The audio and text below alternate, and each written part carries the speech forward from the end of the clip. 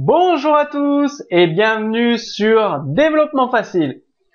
Donc on continue ensemble pour que vous puissiez connaître les bases du langage PHP et à votre tour développer des applications, des sites internet dynamiques et performants. Vous avez déjà eu pas loin de 30 cours sur le langage PHP, il y en aura d'autres. Je pense que vous devez vous débrouiller, donc en tant que professionnel, vous avez au moins toutes les bases du langage PHP, vous pouvez commencer à l'utiliser. Avec les autres cours sur développement facile, que ce soit sur les design patterns, les fonctions, les API, etc., je pense que vous devez déjà avoir un excellent niveau en langage PHP. Donc dans ce cours, vous allez apprendre à utiliser les formulaires en PHP. C'est un petit peu de l'HTML, enfin bon. Un formulaire est défini entre les balises form et donc toujours un formulaire, le plus souvent dans un formulaire, il y a un bouton valider, un bouton d'action. Donc action, l'URL de traitement. En méthode get ou post, get, vous passez toutes les variables dans l'URL du navigateur. Post, ça passe les variables en arrière-plan invisible pour l'utilisateur. Il y a un identifiant pour le formulaire. Par exemple, si une page HTML contient plusieurs formulaires, cet identifiant peut être utilisé en JavaScript, donc très intéressant. Et target, c'est la cible pour ouvrir l'URL, donc blank, self, dans une autre fenêtre, dans la même fenêtre, c'est vous qui choisissez. Donc les tableaux $post, $get, $request sont des tableaux super globaux. Donc post, vous récupérez les variables transmises en invisible par l'utilisateur, get, les variables dans l'URL, et request, c'est post ou get, ça ne fait pas la différence, ça récupère les variables là où elles sont. Donc vous utilisez un des trois selon ce que vous avez besoin. Je vous montre un exemple très rapide de formulaire. Donc, je vais volontairement assez vite sur les formulaires. Ça reste de l'HTML. C'est assez, c'est pas très compliqué à utiliser. Vous trouverez dans l'exemple que je vous donne sur le côté, vous voyez toutes les informations dont vous pourriez avoir besoin. Sachez qu'après, vous pouvez ajouter du JavaScript dans vos formulaires pour ajouter beaucoup plus d'interactivité en direct, donc un petit peu entre guillemets de l'Ajax, c'est le mot à la mode, dans vos formulaires. Vous pouvez utiliser des feuilles de style CSS dans vos formulaires pour leur donner un design très harmonieux, très joli.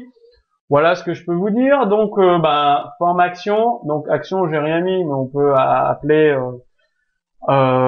forme action.php. Voilà, j'appelle ce fichier PHP tout simplement.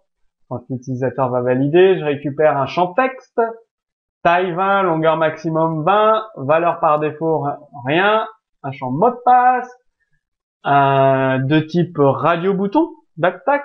Donc il sélectionne l'utilisateur s'il est masculin, féminin avec une valeur qui est transmise.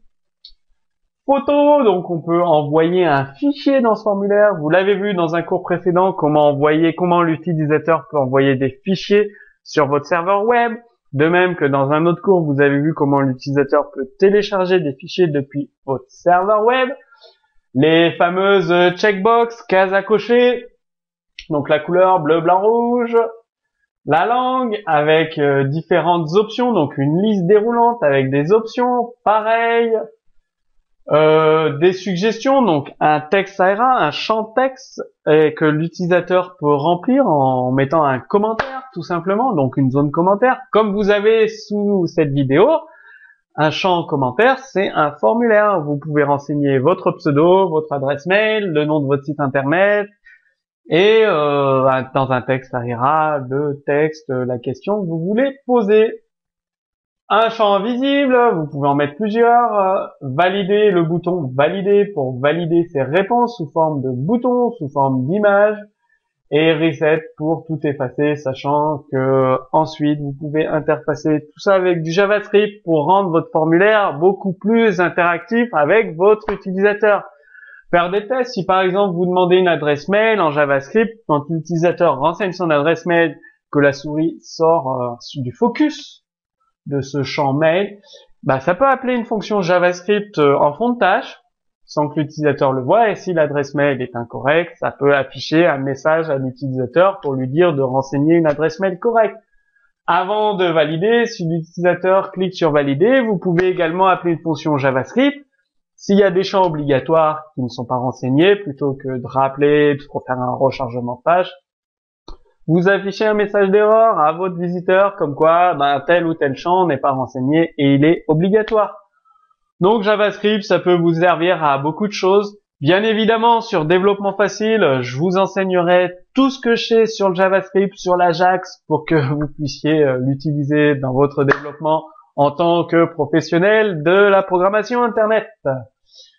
Vous pouvez également, je vous l'ai déjà dit, je vous le redis, utiliser les feuilles de style CSS pour donner un design fabuleux, extraordinaire à votre formulaire.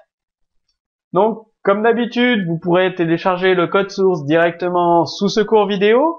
Bien évidemment, mettez en pratique, utilisez les formulaires, couplez-les avec du JavaScript, des feuilles de style pour les rendre attractifs, interactifs avec vos utilisateurs, tout en sachant que les prochains cours seront dédiés au CSS, comment utiliser toutes ces fonctionnalités, ces subtilités, au JavaScript, comment utiliser le JavaScript, l'Ajax, les interactions en direct avec les utilisateurs.